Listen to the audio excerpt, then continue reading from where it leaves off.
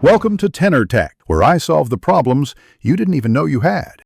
You start by preparing your phone and account so the scan works quickly. Make sure your Easypaisa account is active and your phone has internet. This avoids timeout errors.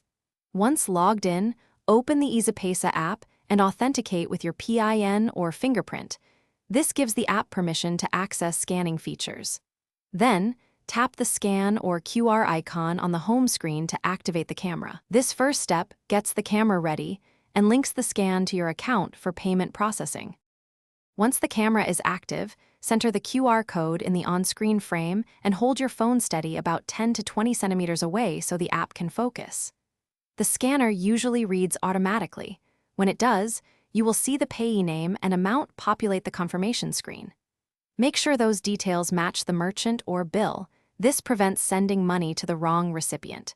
If the camera has trouble, adjust lighting or tap the screen to refocus before you continue. You finish by carefully reviewing the payee and amount, because once confirmed, the transfer completes immediately.